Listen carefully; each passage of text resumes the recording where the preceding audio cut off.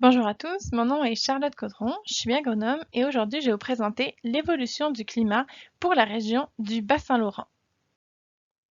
La première chose, avant d'aller dans les indicateurs agroclimatiques de la région, je voulais vous mentionner que l'ensemble des données que vous voyez ici proviennent d'Ouranos. Ouranos, c'est un consortium en climatologie régionale du Québec. Pour pouvoir vous présenter les projections pour le futur, ils utilisent des scénarios climatiques qui aujourd'hui sont considérés comme les plus crédibles, mais c'est un domaine qui évolue quand même rapidement, donc c'est possible qu'il y ait des évolutions dans les prochaines années. Ensuite de ça, la dernière chose, c'est que toutes les informations que je vais vous présenter sont à l'échelle de la région. Et puis pour chaque carte, chaque graphique, vous allez avoir deux périodes de temps différentes, à la fois la période historique, donc les 30 dernières années de 1991 à 2020, et la période future, donc les 30 années de 2041 à 2070, qu'on appelle aussi communément l'horizon 2050. Le premier indicateur que je vais vous présenter, c'est les températures moyennes annuelles pour la région du Bas-Saint-Laurent. Mais avant de vous présenter les données et son évolution, je voulais d'abord vous montrer un petit peu comment va fonctionner la présentation. Donc, juste ici à gauche, vous allez retrouver finalement la carte qui présente l'historique de l'indicateur, c'est-à-dire la moyenne de 1991 à 2020. Puis vous voyez que la carte est composée de plein de petits carrés qui sont des carrés de 10 km par 10 km. C'est la définition finalement de nos cartes. Puis vous voyez juste ici par exemple la ville de Rimouski. Sur la droite maintenant, vous voyez ici le futur, c'est-à-dire les projections pour 2041-2070 de la variable étudiée. Au milieu, vous avez maintenant la légende, qui est une légende commune aux deux cartes. Et juste en dessous ici, vous avez l'encadré qui vous présente les valeurs moyennes pour la région. Donc, si maintenant on s'intéresse à l'évolution de la température moyenne annuelle au Bas-Saint-Laurent, on voit dans l'encadré qu'on gagne finalement 2,3 degrés Celsius de température moyenne annuelle pour passer finalement de 3,3 degrés Celsius en moyenne au travers de l'année à 5,6 degrés Celsius dans toute la région. Puis vous voyez finalement, entre parenthèses, juste ici, qui est indiqué finalement l'incertitude qui est donc liée au modèle. C'est l'ensemble des valeurs finalement que les modèles ont permis de trouver.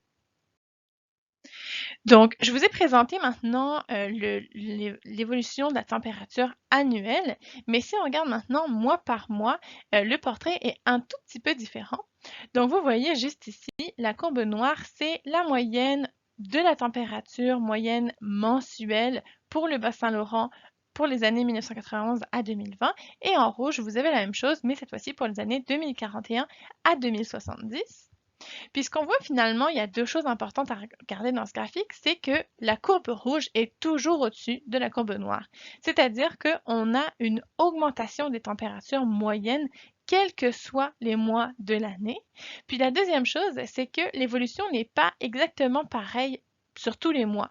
Quand on regarde ici, par exemple, les mois de printemps, début d'été, on voit que l'évolution, l'augmentation de la température est plus faible que ce qu'on voit par exemple pour les mois de décembre, janvier, février, donc les mois d'hiver.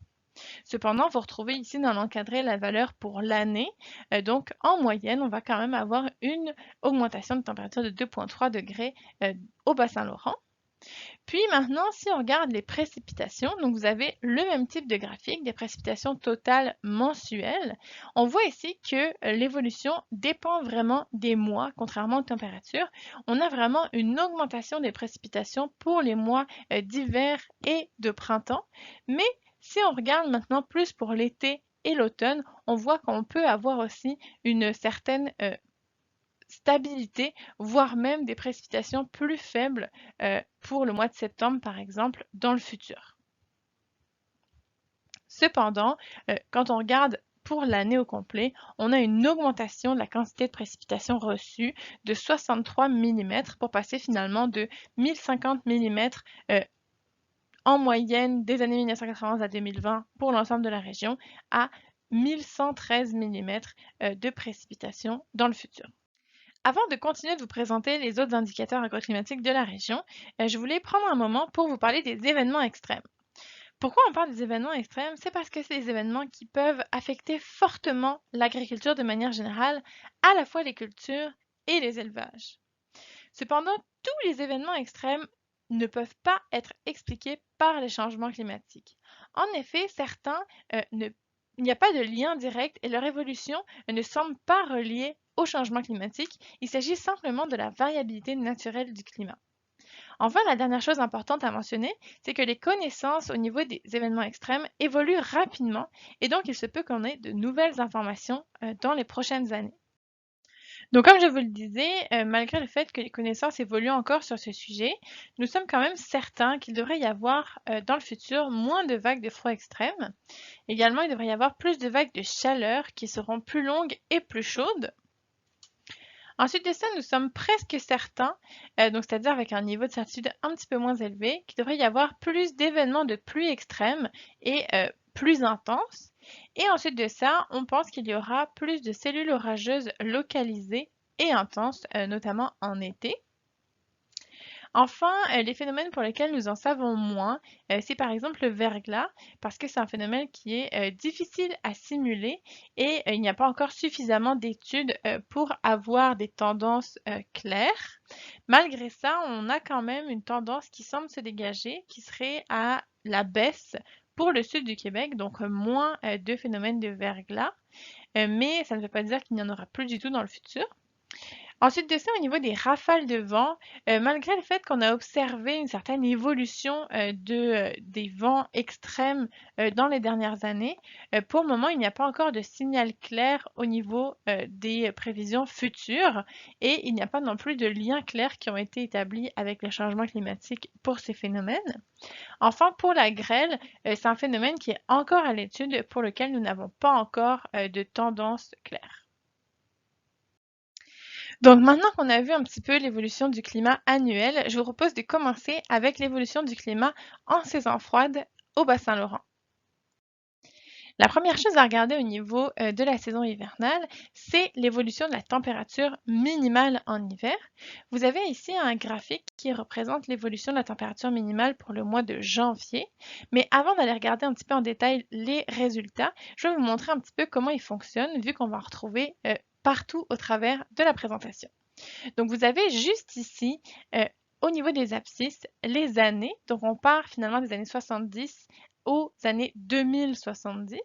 Et en ordonnée, vous avez finalement la valeur de l'indicateur qu'on regarde. Donc ici, la température minimale au mois de janvier pour le bassin Laurent. Puis ensuite de ça, vous avez ici plusieurs courbes. La première qui est ici en pointillé, qui correspond finalement aux observations qui ont été effectivement faites au bassin Laurent. Donc on voit qu'il y a une grande variabilité d'une année sur l'autre. Puis c'est normal, hein, chaque année, le climat est différent, la météo est différente d'une année sur l'autre. Puis ensuite de ça, vous avez les deux courbes juste ici. Il s'agit en fait des projections grâce aux scénarios climatiques qui ont été faites par Oranos. Le courbe bleue, c'est le RCP 4.5 qui est finalement le scénario qu'on appelle optimiste, qui voudrait qu'on serait capable au niveau mondial de réduire les émissions de GES dans un avenir plutôt court terme, alors que le scénario rouge ici, c'est le RCP 8.5 qui est le scénario plus pessimiste, qui voudrait qu'on réduise aussi les émissions de gaz à effet de serre, mais dans un avenir plus lointain. Enfin, vous avez ici la courbe, l'enveloppe verte, qui est en fait l'incertitude dont je vous parlais un petit peu plus tôt, qui est vraiment liée au modèle. Puis finalement, ça, c'est l'ensemble des valeurs que peuvent prendre les indicateurs qu'on vous présente. Donc, si on regarde maintenant un petit peu qu'est-ce qu'il en est pour le bassin Laurent pour les mois de décembre, janvier et février, eh bien, pour la température minimale, ce qu'on voit, c'est qu'elle va augmenter cette température minimale. Si on regarde par exemple le mois de janvier, on passe de moins 28,8 degrés Celsius en moyenne pour les 30 dernières années comme température minimale à moins 24,2 degrés Celsius pour notre horizon 2050. Puis je rappelle qu'il s'agit ici d'une moyenne sur 30 ans de chacune de ces valeurs. Et donc, ça veut dire qu'on a une augmentation de 4,6 degrés Celsius. Puis on voit que c'est une augmentation qui est assez similaire, quel que soit le mois d'hiver. Donc finalement, ce qu'on voit ici, c'est qu'on va avoir moins de vagues de froid extrême pour le bassin Laurent dans le futur. Cette augmentation de la température en hiver, elle va aussi se traduire et avoir des impacts un petit peu au niveau des cycles de gel-dégel. Donc, un cycle de gel-dégel, c'est une journée où on va avoir des températures positives et négatives dans la même journée. Donc, vraiment une variation autour de zéro. Puis, ce qu'on voit finalement dans le tableau ci-dessous, c'est qu'au niveau annuel, donc dans toute l'année, le nombre de cycles de gel-dégel dans le bassin Laurent va diminuer. On passe de 82 jours de cycle de gel-dégel à seulement 69, donc 13 cycles de moins. Alors que si on regarde pour l'hiver seulement, donc décembre, janvier, février, on va gagner 5 cycles de gel-dégel. Puis ça, finalement, ça s'explique parce que, on l'a vu tout à l'heure avec le graphique des températures mensuelles, finalement, l'augmentation des températures va se faire toute l'année et donc il va y avoir moins de variations autour de zéro en automne, moins de variations autour de zéro au printemps. Elles vont plus se concentrer en hiver. Si on regarde maintenant au niveau des précipitations hivernales, donc là, je vous présente ici le graphique des précipitations totales pour les mois de décembre, janvier, février, donc à la fois celles sous forme de pluie et sous forme de neige. Ce qu'on voit finalement, c'est qu'on a une augmentation de ces précipitations hivernales. On passe finalement de 234 mm pour les années 1991 à 2020 à 258 mm pour notre horizon 2050 pour le futur. Donc on gagne 24 mm sur ces 3 mois. Mais la question qu'on peut se poser, c'est finalement ces précipitations totales, sous quelle forme est-ce qu'elles vont tomber dans le futur? Puis c'est ce qu'on a essayé de vous représenter avec ce tableau juste ici. Donc finalement, vous avez les précipitations des mois d'octobre à avril pour la période 91-2020 et pour la période 2041-2070. Et vous avez pour chacune des périodes détaillé si c'est de la pluie, de la neige. On a également calculé le pourcentage de précipitations qui tombaient sous forme de pluie. Et la même chose pour l'horizon futur. Puis moi, je voudrais attirer votre attention sur les totaux intermédiaires qu'on voit juste ici. Donc la première chose, c'est que si on regarde la pluie, on passe de, en moyenne, 256 mm pour les mois d'octobre à avril au Bas-Saint-Laurent en 1991-2020 à 328 mm de pluie. À l'inverse, pour la neige, on passe de 307 mm de neige à 285 mm de neige. Donc si on regarde maintenant le ratio, on passe d'un ratio de 44%, c'est-à-dire quand même moins de la moitié des précipitations sous forme de pluie, à plus de la moitié pour notre horizon 2050, le futur. Puis si on regarde maintenant un mois, par exemple, spécifique, on peut aller regarder par exemple le mois de décembre. Si on regarde le mois de décembre, on voit que dans le passé, en moyenne, dans les 30 dernières années, on avait 17% de précipitations qui étaient sous forme de pluie, sous forme liquide. Puis si on regarde dans le futur, on arrive à pratiquement 30%, c'est-à-dire presque un tiers des précipitations qui seront sous forme de pluie au mois de décembre dans le bassin Laurent. Donc, on a vraiment une modification du régime de précipitation en hiver liée à l'augmentation des températures. On comprend donc bien que, en plus d'avoir plus de pluie, il va évidemment y avoir moins de neige. La première chose, c'est au niveau de la durée de la période d'enneigement qu'on voit juste ici sur les deux cartes que vous avez sous les yeux. Puis, cette période d'enneigement, c'est vraiment la période où on a un minimum de 3 cm ou 1 pouce de neige au sol. Puis, si on regarde pour le bassin Laurent, en moyenne, on trouve qu'on passe de 163 jours à une moyenne de 122 jours avec un minimum d'1 pouce de neige au sol. Donc on perd plus d'un mois de période d'enneigement dans le futur. Puis vous voyez que les pas de temps ici pour le passé sont un petit peu différents, simplement parce que les modèles pour la neige sont des modèles qui ont un pas de temps un petit peu différent. Si on regarde maintenant l'épaisseur de neige qui va effectivement tomber, c'est ce que vous avez sous les yeux avec ces deux cartes-là. Donc, c'est l'épaisseur maximale du couvert de neige. Puis, vous voyez que c'est en millimètres parce que finalement, on regarde le contenu en eau de la neige au moment où l'épaisseur est maximale. Donc, c'est-à-dire que quand vous avez votre banc de neige le plus haut possible, on va aller faire fondre cette neige-là pour pouvoir avoir une quantité en eau qu'on va exprimer en millimètres. Mais dans ce cas-là, on peut dire que 1 mm de neige présenté ici est l'équivalent d'environ 1 cm de neige avant compaction, avant tassement, avant maturation. Donc finalement, pour le bassin Laurent, si on regarde un petit peu les résultats, on voit qu'on passerait de 232 mm, donc plus de 2 mètres de neige, à 145 mm de neige, ce qui veut dire finalement à peu près 1,50 m de neige pour le bassin Laurent, donc avec une diminution de 87 mm, donc 87 cm de neige en moins sur une période plus courte, on l'a vu. Donc finalement, on va vraiment avoir une grosse diminution du couvert de neige au bassin Laurent dans le futur avec les changements climatiques. Donc cette augmentation des températures, cette diminution du couvert de neige va pouvoir avoir plusieurs conséquences, notamment au niveau des plantes. Puis c'est le dernier terme que je voudrais regarder avec vous, c'est justement l'endurcissement des plantes fourragères. Donc l'endurcissement, c'est en fait un processus au cours duquel la plante va relocaliser ses réserves dans les racines pour pouvoir passer l'hiver et résister au froid.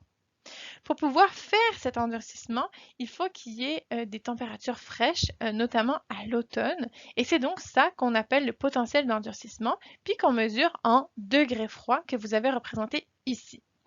Donc, au bassin Laurent, ce qu'on voit, c'est que en moyenne, dans les 30 dernières années, on avait 119 degrés froids, ce qui est largement suffisant pour endurcir des plantes, étant donné qu'on considère qu'à partir de 100 degrés, une plante est correctement endurcie. Et finalement, ce qu'on voit sur le graphique ici, c'est que ça ne devrait pas changer, peut-être une légère augmentation, mais si on regarde au niveau de l'incertitude, on voit que ça devrait rester assez similaire. Donc finalement, pas de problème à ce niveau-là avec justement les changements climatiques, l'évolution des températures pour le bassin Laurent. Si on regarde maintenant la perte d'endurcissement, donc la perte d'endurcissement, c'est vraiment durant l'hiver, si justement il y a des températures chaudes, et bien ça peut faire que la plante va se réveiller et va perdre finalement l'endurcissement qu'elle a acquis durant l'automne, ce qui peut finalement impacter sa survie. Puis c'est ce qu'on calcule, ces journées finalement chaudes, c'est ce qu'on calcule avec les degrés jour base 0 que vous avez représenté ici. Puis de la même manière, on voit qu'il y a une augmentation qui est finalement très faible pour le bassin Laurent. On passe de 14 degrés jour à 15 degrés jour. Mais ce qui est quand même intéressant à regarder, c'est la variabilité de cette perte d'endurcissement d'une année sur l'autre. Vous voyez ici que la courbe en pointillé évolue énormément d'une année sur l'autre. On passe finalement d'années avec beaucoup de températures froides qui vont finalement limiter, diminuer l'endurcissement des plantes et certaines années où on a très très peu de températures chaudes durant l'hiver. Puis ça, finalement, ça va continuer de se produire. On le voit, l'enveloppe verte reste importante. Donc, cette variabilité devrait continuer dans le futur. Donc voilà, on vient de voir ensemble tous les indicateurs concernant la saison froide pour le bassin Laurent. Mais avant de passer à la saison de croissance, je vais simplement vous faire un petit rappel de l'évolution du climat pour la saison froide au bassin Laurent. Donc, on a vu une augmentation des températures en hiver, particulièrement au niveau des températures extrêmes. Donc, ça veut dire qu'on aura vraiment moins de vagues de froid extrême. Ensuite de ça, on a vu que ça allait avoir aussi une conséquence sur les cycles de gel-dégel qui allaient se concentrer durant l'hiver. Il y en aura moins à l'automne et au printemps. Ensuite de ça, on a vu une augmentation des précipitations totales durant l'hiver, mais une modification de ces précipitations. Donc, on va en avoir de plus en plus sous forme de pluie et de moins en moins sous forme de neige. Donc, tant au niveau de l'épaisseur de neige qu'au niveau de la durée d'enneigement, on a vu une diminution de ces deux indicateurs. Puis enfin, la dernière chose qu'on a vue, c'est au niveau de l'endurcissement, tant au niveau du potentiel que de la perte d'endurcissement. On a vu que pour le bassin Laurent, ces indicateurs-là allaient rester relativement stables. Donc c'est quand même une bonne nouvelle pour la survie à l'hiver des plantes au bassin Laurent. Enfin, maintenant, on va pouvoir passer aux indicateurs de la saison de croissance pour le bassin Laurent. Donc évidemment, la première chose à regarder pour cette saison de croissance, c'est sa date de début. Donc finalement, on considère que la croissance démarre lorsqu'on a 5 jours consécutifs avec une température moyenne supérieure à 5,5 degrés Celsius. Pour le bassin Laurent, en moyenne, dans les 30 dernières années, cette date arrivait le 3 mai. Et ce qu'on voit, c'est que pour le futur, notre horizon 2050, on devrait se trouver autour du 22 avril. Donc finalement, le début de la saison de croissance serait devancé de 11 jours dans le futur.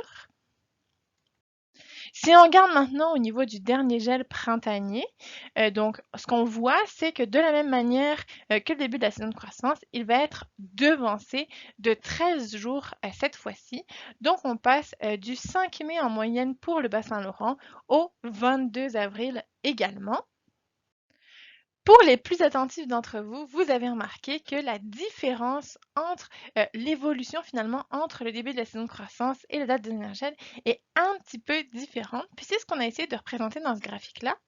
Ce qu'on voit ici, c'est qu'on gagne finalement 11 jours pour le début de la saison de croissance, donc c'est devancé de 11 jours, alors que le dernier gel est devancé de 13 jours. Donc finalement, la période sans gel va être allongée plus que la période avec une température supérieure à 5,5 degrés, ce qui veut dire finalement qu'on va avoir potentiellement moins de gel tardif en moyenne au printemps, mais encore une fois, avec la variabilité annuelle du climat, c'est possible qu'on conserve quand même des gels tardifs certaines années. Puis si on regarde ici pour l'automne, ce qu'on voit, c'est la même tendance. La date du premier gel va être plus retardée que la date de fin de la saison de croissance. Donc, de la même manière, on va vraiment avoir un allongement de la saison sans gel, la saison de croissance, qui finalement vont être un petit peu décalées différemment l'une de l'autre. Donc là, je voulais simplement vous mettre la valeur de justement cet allongement de la saison de croissance. On le voit ici, on gagne finalement 20 jours au total sur l'année. Puis ces 20 jours sont quand même assez bien répartis sur le printemps et sur l'automne au Bas-Saint-Laurent. Donc, on voit que la saison de croissance augmente, mais la question maintenant est, est-ce qu'on va pouvoir profiter de cette opportunité et finalement aller semer plus tôt? Puis, une des pistes de réponse, c'est au niveau des précipitations printanières. Donc là, on regarde ici les précipitations pour les mois de mars, avril et mai. Puis, quand on regarde ces 3 mois, on voit qu'on a une augmentation des précipitations de 24 mm. Donc, on passe de 237 mm en moyenne pour le Bas-Saint-Laurent pour la période 91-2020 à 261 mm de 2041 à 2070 en moyenne. Donc finalement, on a une augmentation de 24 mm. Donc ça pourrait nous dire finalement que ce ne serait pas possible d'aller semer. Mais si on regarde, si on se souvient le graphique que je vous ai présenté des précipitations mensuelles, on voit que l'augmentation, ces 24 mm, sont assez bien répartis entre ces 3 mois et donc il ne devrait pas y avoir de gros coups d'eau au moment des semis, à part encore une fois certaines années. On le voit ici, la variabilité interannuelle est extrêmement importante, donc il y aura quand même des années avec des printemps pluvieux et d'autres années avec des printemps très secs qui vont vraiment permettre d'aller chercher cet allongement de la saison de croissance. Donc, en plus d'avoir un allongement de la saison de croissance permis par l'augmentation des températures, on voit aussi que ici, on a une hausse des unités thermiques maïs, donc des UTM. Ce que vous avez représenté ici, c'est vraiment les UTM maximum potentiel, donc vraiment de la première journée où vous allez planter votre maïs jusqu'à la dernière journée. Donc, évidemment, c'est pas toujours réaliste de se baser là-dessus. Donc finalement, sur la région au complet du Bas-Saint-Laurent, on voit qu'on a une augmentation d'environ 620 UTM pour la période 2041-2070, où on passerait à environ 2783 UTM en moyenne pour la région. De la même manière, au niveau des degrés jours, on a une nette augmentation des degrés jours base 5. Donc ces degrés jours-là, c'est vraiment, on fait la somme de toutes les températures au-dessus de 5 degrés, puis c'est une somme qui est faite sur toute l'année. Puis quand on regarde ça, on voit vraiment qu'on a une augmentation de la même manière que l'UTM, on gagne environ 400 degrés jour pour passer de 1447 degrés jour pour la période 91-2020 à 1844 degrés jour pour la période 2041 à 2070.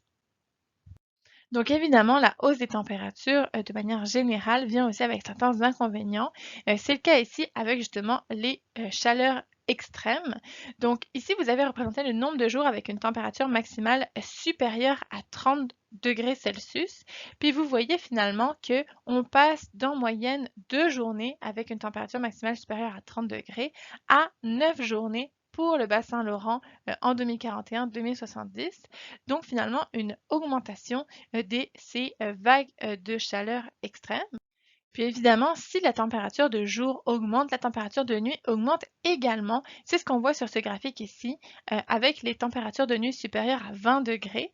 On passe finalement de 0 jour avec une température supérieure à 20 degrés en moyenne dans les 30 dernières années, même si vous voyez sur le graphique qu'il y a certaines années où on avait quand même des journées chaudes, même la nuit. Mais en moyenne, on était à 0 jour et dans le futur, on va passer à 3 jours finalement avec des températures de nuit supérieures à 20 degrés. Donc ça finalement on les regarde parce que si la journée il fait chaud mais que la nuit ça se rafraîchit, eh bien c'est beaucoup plus supportable pour les animaux, pour les cultures, alors que finalement si la température de nuit reste élevée, eh bien c'est beaucoup plus difficile à supporter. Donc c'est pour ça finalement qu'on regarde ces indicateurs. Si on regarde maintenant un petit peu le résultat de ces indicateurs sur les chaleurs extrêmes, c'est le nombre de canicules sur l'année. Puis finalement, une canicule, c'est une période de 3 jours consécutifs, d'au moins 3 jours consécutifs, où la température maximale est supérieure à 30 degrés Celsius. Puis ce qu'on voit sur le graphique ici, c'est que encore une fois, on avait en moyenne 0 période de canicule sur les 30 dernières années, mais encore une fois, vous voyez ici qu'il y a certaines années où on avait une période de canicule. Puis ce qu'on voit dans le futur, c'est que finalement, ça va augmenter à une moyenne d'une période. Donc encore une fois, ça veut dire que certaines années, il n'y en aura toujours pas, mais d'autres années, il pourrait y en avoir plus encore.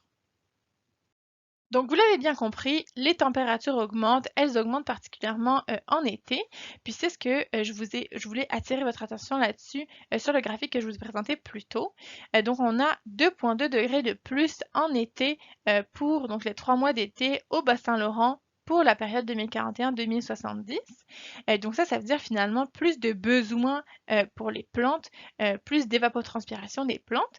Mais quand on regarde maintenant au niveau des précipitations, on voit que pour ces 3 mêmes mois, l'évolution est beaucoup moins importante. On a seulement 7 mm de plus en été répartis sur ces 3 mois.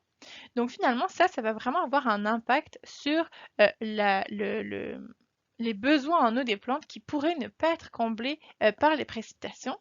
Puis c'est ce qu'on voit ici avec l'évolution du bilan hydrique. En vert, vous avez la moyenne mensuelle du bilan hydrique pour 1991-2020 et en orange pour 2041-2070. Un petit rappel, le bilan hydrique, ici, c'est vraiment les précipitations moins l'évapotranspiration potentielle des plantes. Puis on prend la référence d'une prairie rase. Puis ce que vous voyez ici, c'est que finalement, le déficit hydrique va s'aggraver d'un mois sur l'autre, mois par mois. On a vraiment une aggravation dans le futur du déficit hydrique lié aux facteurs que je viens de vous présenter. Puis si on cumule finalement le bilan hydrique mois par mois, ça nous donne finalement un déficit hydrique à la fin de l'été de moins 77 mm pour la période 1991-2020 en moyenne pour le bassin Laurent, alors qu'on passerait à moins 100 mm, 103 mm pour la période 2041-2070. Donc finalement, on a vraiment une aggravation du déficit hydrique. Puis petite précision pour ce graphique-là, il ne tient pas compte des réserves en eau du sol. Donc évidemment, il y a quand même d'autres sources d'eau que la plante pourrait aller chercher selon la texture des sols, etc.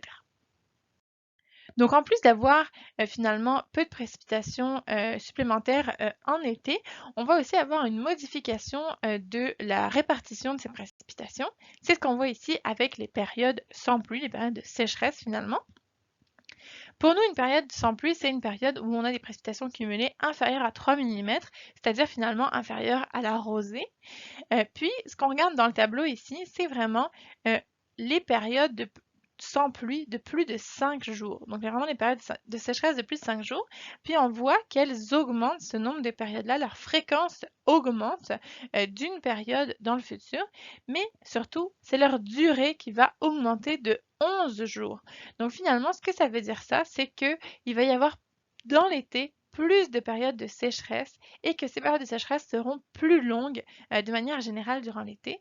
Donc finalement, on a vraiment une répartition des précipitations qui va être différente en été. Pour finir la boucle, et on revient finalement à l'automne, donc au moment des récoltes, puis on se pose la même question qu'au printemps, c'est à savoir est-ce qu'on va être capable d'aller récolter plus tard vu que la saison de croissance s'allonge. Donc pour ça, on a regardé un petit peu les précipitations automnales, donc pour les mois de septembre, octobre, novembre, puis ce que vous voyez ici, c'est que finalement, euh, ça reste assez constant, une potentielle augmentation de 5 mm, mais quand on regarde l'incertitude, on voit que ça reste quand même assez constant, mais évidemment, la variabilité annuelle reste présente, donc il va quand même y avoir des années avec des automnes pluvieux et d'autres années avec des automnes assez secs, mais il devrait y avoir quand même des conditions de manière générale favorables à justement profiter de l'allongement de la saison de croissance. Puis justement, je parle de cet allongement et je voulais simplement vous rappeler un petit peu les valeurs du premier gel automnal. Donc vous voyez qu'en moyenne, pour le bassin Laurent, on était autour du 7 octobre pour le premier gel pour la période 91-2020. Mais si on regarde finalement la période future, on serait autour du 18 octobre. Donc finalement, le premier gel serait retardé de 11 jours dans le futur. De la même manière, la fin de la saison de croissance va être retardée de environ 10 jours. Donc, on passe du 1er novembre en moyenne pour les 30 dernières années au 11 novembre pour notre horizon 2050. Donc, on arrive maintenant à la fin de cette présentation. Donc, tout d'abord, je vous remercie pour votre attention. Puis, je voulais en profiter pour faire un petit résumé de ce qu'on vient de voir pour la saison de croissance. Donc finalement, on a vu une hausse des températures qui va permettre à la fois un allongement de la saison de croissance, un allongement de la saison sans gel, mais également plus d'UTM et plus de degrés jour pour la région. Cependant, attention parce que cette hausse de température vient aussi avec une hausse des températures chaudes extrêmes, donc des vagues de chaleur qui seront plus fréquentes dans la région. Ensuite de ça, on a vu au niveau des précipitations qu'il n'y allait pas avoir de hausse de précipitations ni à l'été ni à l'automne, donc ce qui peut finalement entraîner un stress hydrique pour les plantes. Puis on a vu également que le régime de précipitation va être un petit peu modifié, vu qu'on va avoir finalement plus de précipitations, plus de sécheresse, pardon, et finalement les précipitations qui seront plus sous forme d'orages localisés. Donc encore une fois, merci pour votre attention. J'espère que vous aurez appris avec cette présentation, puis je vous souhaite une bonne journée.